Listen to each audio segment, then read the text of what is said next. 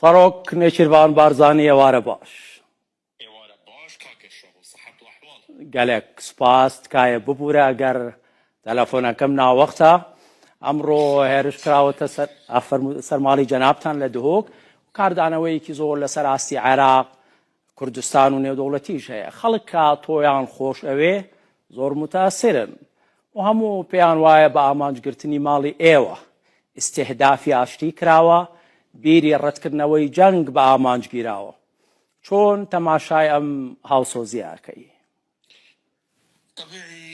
پێشەکی دەمەوێت پێش دەست پێکردن دەمەوێت سوپاسی هەموو لایە بکەم. بەڕاستی هەر ئەم زۆر جار من گوتومە ئەمەی کە ئەم پشتیوانیە هێزێکی گەورەیە بۆ ئێمە. ئەوەی کە من دەبینم پشتیوانی گەلی کوردستان بە شێوەیەکی گشتی لە هەموو ڕوویەکەوە، لە هەولێر، لە دهۆک، لە سلێمانی، لە گەرمیان، لە هەموو لە زاخ و لە هەموو شوێنەکانی کوردستان جێی ڕێز و تەقدیر و سوپاس و خۆشەویستیمەیە بۆ هەموو لایەک. یعنی ئەمە با لێرەوە هەر بە فرسەتیشی دەزانم دیسانەوە هەر لە ڕێگەی جەنابتەوە سەرخۆشی خۆم بۆ هەموو ئەوانەی کە شەهید بوون لە ماوەیە، سەرخۆشی بۆ ماڵ و مناڵ و کەس و کاریان بنێرم، هیوای چاکبوونەوەش بۆ بریندارەکان بخوازم ئینشاءالله.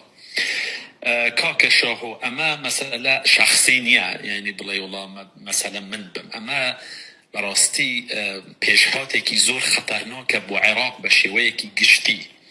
یعنی تەماشا بکە ئەو گروپانەی کە لە یاسا دەرچوون ئەو حەقە بە خۆیان بدەن شوێنێکە شوێنی سەرۆکی هەرێمە، سەرۆکی هەرێم نەک وەکو شەخص، وەکو پێگەی کە بە پێی دەستوری عێراقیش پێگەی وەکو جێگەی خۆی هەیە، ئەوان ئەم حەقە بە خۆیان بدەن ئەو شوێنە بە ئامانج بگرن. مەسەلە شەخسی نییە، ئەمە پێشهاتێکی خەتەرناکە. طبعا بە سوپاسەوە ئەمڕۆ سەرۆک وەزیرانی عێراق هەر لە بەیانیەوە کە ئەم حادیسەیە ڕوویدا تەلەفۆنی کرد و نیگەرانی خۆی دەربڕێ و دوای ئەوە کردیشی بە هەواڵ و سەرکۆنەی ئەم هێرشەی کردەوەی کە کراوەتە سەر دهۆک.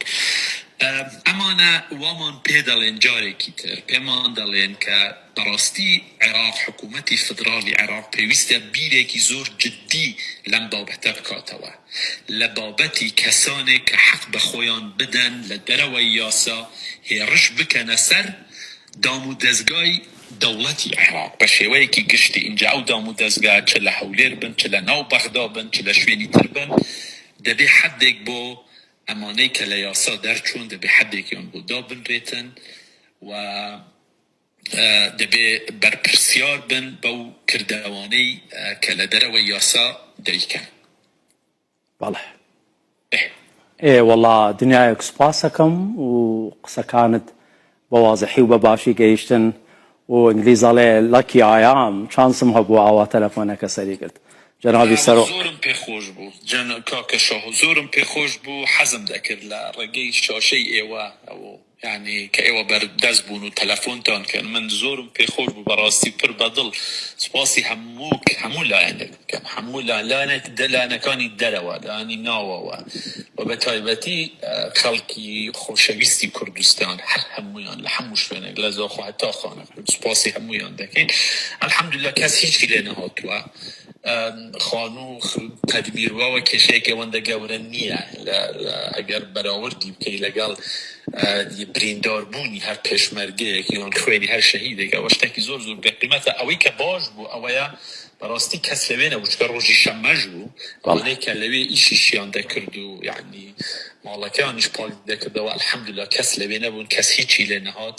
بە سوپاسەوە دیسان بۆ هەموو خەڵکی کوردستان ڕێز و خۆشەویستیم هەیە هەر لە زاخۆ هەتا خانەقەت کاکە. زۆر سوپاس. سەرۆک نێچیروان بارزانی دنیایەک سوپاس. مەمنون. زۆر سوپاس کاکە شاهۆ.